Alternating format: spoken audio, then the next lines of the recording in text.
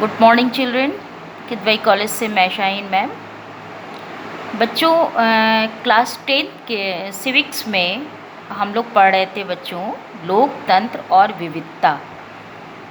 तो चलिए एक बार फिर से हम आपका स्वागत करते हैं और अपने लेसन को कंटिन्यू करते हैं। और कैसे हैं आप सब? वर्क कैसा चल रहा है? सिलेबस मैंने आप लोगों को भेज दिया है। तो आपका 30% सिलेबस कोविड-19 और इस कोरोना महामारी के कारण आपका सिलेबस कम हो गया है। ये एडमिनिस्ट्रेशन के द्वारा कम किया गया है एनसीईआरटी के सिलेबस जो है आपके हर विषय में, और इसमें जो कम किया गया है वो भी मैंने आपको भेजा है।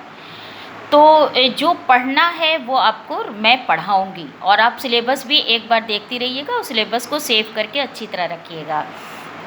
आपका जो 70% है उसमें आपका 70 का एग्ज़ाम देगा होगा, और 30 का आपका प्रोजेक्ट है। मैंने आपको प्रोजेक्ट के लिए कहा था कि भारत में राष्ट्रवाद प्रोजेक्ट बनाना है। तो चलिए हम अपने लेसन पे आते हैं, लोकतंत्र और विविधता।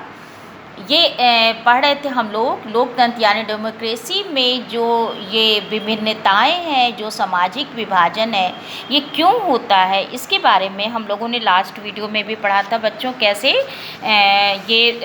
जो धावक थे टॉमी स्मिथ और जॉन कार्लोस, ये एफ्रो अमेरिकी थे, और नॉर्मन पीटर जो श्वेत था उसने कैसे उन लोगों का साथ दिया था। और एफ्रो अमेरिकन क्या है, पहले हम आपको फिर से एक बार बता देते हैं कि अश्वेत अमेरिकी या अश्वेत शब्द उन अफ्रीकी लोगों के लिए प्रयुक्त किया जाता है, लोगों के वंशज के लिए, जो 17वीं सदी से लेके 19वीं सदी की शुरुआत में अमेरिका में ग़ुलाम बना के जिनको लाया गया था।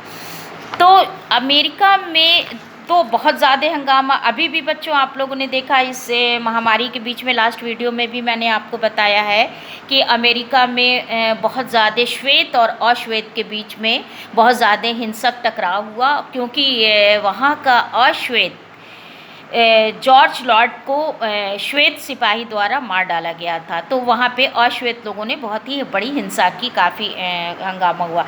तो चलिए हम देखते हैं कि विभिन्नताओं में सामंजस्य क्यों होता है, टकराव क्यों होता है।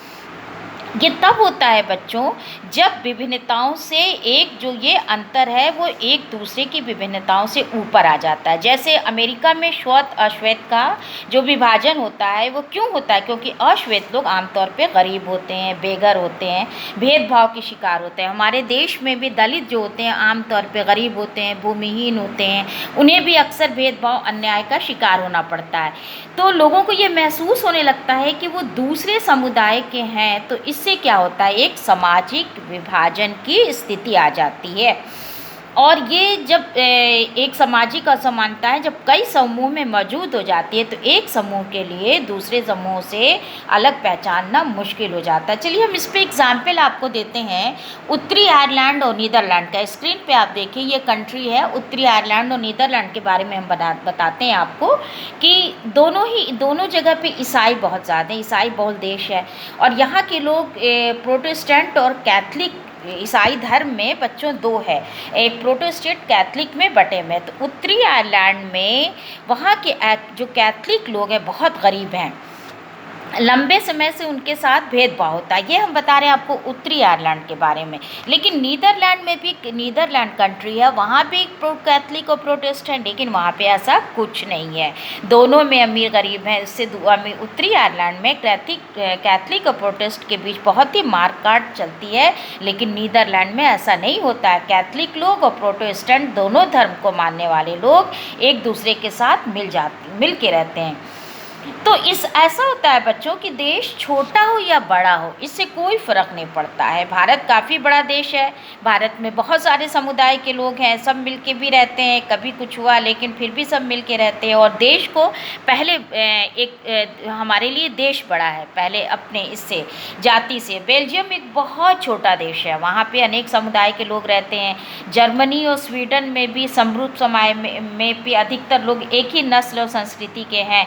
तो ऐसा कुछ नहीं होता है। आज दुनिया के अधिकतर देश में बहुसांस्कृतिक हो गए हैं। समृद्ध समाज क्या होता है, एक ऐसा समाज जिसमें सामुदायिक, सांस्कृतिक और जातीय विभिन्नताएं गहरी नहीं होती हैं। तो चलिए हम आपको बताते हैं, एग्जाम्पल दिया समरूप समाज के बारे में। अब हम आपको बताते हैं सामाजिक विभाजन की राजनीति क्या है।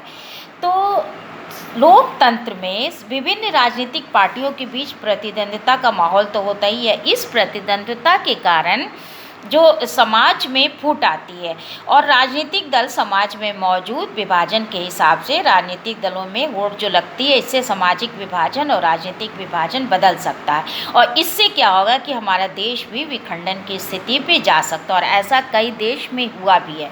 तो उत्तरी आयरलैंड का ही हम उदाहरण ले लें। उत्तरी आयरलैंड के बारे में हम आपको बता रहे हैं कि ग्रेट ब्रिटेन का हिस्सा बहुत दिनों तक था। वहाँ पे बहुत ज़्यादा हिंसा, जातीय कटुता, राजनीतिक टकराव बहुत ज़्यादा हो रही थी वहाँ पे, और 53% वहाँ पे प्रोटेस्टेंट लोग थे और 44% रोमन कैथलिक थे।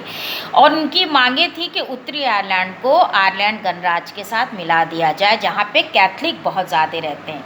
बाद में ग्रेट ब्रिटेन जो है उसने जो प्रोटेस्टेंट देश है उसने, जो ग्रेट ब्रिटेन है वो वहाँ पे 1998 में ब्रिटेन की सरकार और नेशनलिस्ट के बीच एक शांति समझौता हुआ, तब जाके ये हिंसा का आंदोलन बंद हुआ। ये स्क्रीन पे आप देखिए, 1998 में ब्रिटेन में नेशनलिस्ट के साथ समझौता हुआ। तो ऐसे बहुत सारे उदाहरण हैं जिस तरह पे ये निष्कर्ष हम निकालते हैं कि राजनीति और सामाजिक विभाजन का मेल नहीं होना चाहिए, राजनीति नहीं होना चाहिए। अगर किसी देश में सामाजिक विभाजन होता भी है तो राजनीति में उसको अभिव्यक्त नहीं होना चाहिए। तो चलिए हम इसमें आपको बताते हैं, एक सामाजिक विभाजन के 3 आयाम होते हैं। तो एक पहला क्या है, लोगों में पहचान के प्रति आग्रह की भावना होना। दूसरा है समुदाय की मांगे और राजनीतिक दल क्या होता है। तीसरा है सरकार का युग। 3 आयाम है सामाजिक विभाजन के लिए। तो हम आपको बताते हैं कि सामाजिक विभाजन जो है वो राजनीति का ही परिणाम है। वो इस बात पर निर्भर करता है 3 चीज़ों में। पहली चीज़ है लोगों में अपनी पहचान के प्रति आग्रह की भावना लाना। अगर जो लोग अपने को सबसे अलग और विशिष्ट मानते हैं तो दूसरों के साथ उनका तालमेल बैठाना मुश्किल हो जाता है। इम्पॉर्टेंट बात सोचिए, अगर हम अपने को बहुत काबिल, बहुत सुपीरियर समझेंगे तो दूसरों के साथ तालमेल बिठाना बहुत ही गलत हो जाएगा, बहुत ही मुश्किल हो जाएगा। उत्तरी आयरलैंड में क्या हुआ, जो लोग खुद को प्रोटेस्टेंट और कैथलिक के तौर पे देखते रहे तो वहाँ शांति नहीं हो रही थी। तो बेल्जियम में क्या होता है, बेल्जियम में ज़्यादातर लोग हैं अलग अलग भाषा बोलते हैं, लेकिन क्या करते हैं लोग खुद ही अपने को क्या मानते हैं, बेल्जियाई मानते हैं कि हम बेल्जियाई पहले हैं। और डच और जर्मन क्या बोलते हैं वहाँ के लोग, डच और जर्मन। तो अलग अलग भाषा को लोग बोलते हैं। हम लोगों ने पढ़ा था पहले श्रीलंका और बेल्जियम के बारे में पहले लेसन में।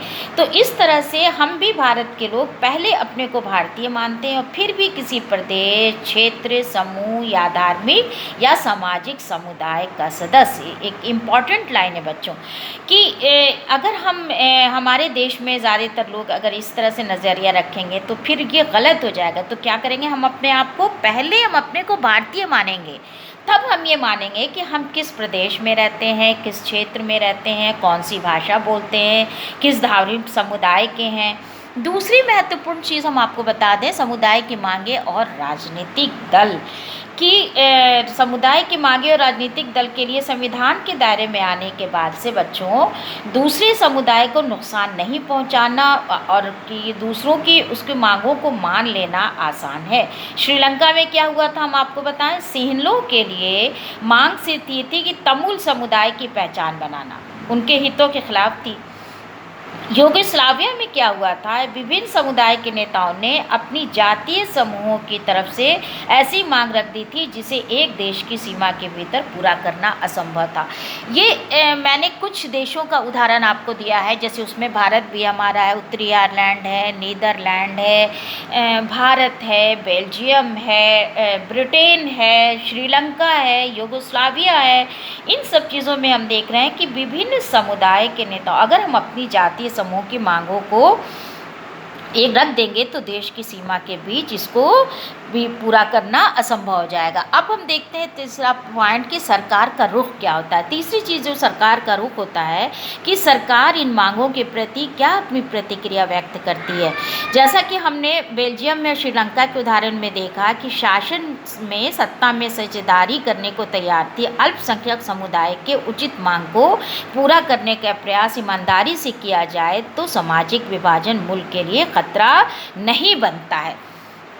इसी तरह किसी भी देश में सामाजिक विभिन्नताओं पे जोर देने की बात को हमेशा खतरा मानकर नहीं चलना चाहिए। लोकतंत्र में सामाजिक विभाजन की राजनीतिक अभिव्यक्ति एक सामान्य बात है और यह एक स्वस्थ राजनीति का लक्षण भी हो सकती है। छोटे सामाजिक समूह जो होते हैं वो सरकार का ध्यान अपनी तरफ खींचते हैं और राजनीति में विभिन्न तरह के सामाजिक विभाजन की अभिव्यक्ति को ऐसे व्यक्त करते हैं कि सामाजिक इससे जो है समाज के बीच संतुलन बना रहे और इसके चलते कोई भी सामाजिक विभाजन एक हद से ज़्यादा उग्र नहीं आ पाता और हमारा लोकतंत्र बिल्कुल मजबूत होता है। तो ये जो हमने देखा इतिहास ये बताता है कि ऐसी जो भी असमानताएं समाज में आती हैं, गैर बराबरी की या अन्याय की, इस तरह की तमाम गड़बड़ी जो भी होती है उसको पहचान करने के लिए और जो विविधताएं समाज में आ जाती है उसको समाहित करने में लोकतंत्र एक बहुत ही अच्छा तरीका है। तो ये हमने देखा कि जो भी समाज में विभाजन की और विविधता की स्थिति आ जाती है, जो असमानताएं आ जाती हैं, उसमें हमारा लोकतंत्र उसके लिए कितना एक अच्छा तरीका है उसको समाहित करने का।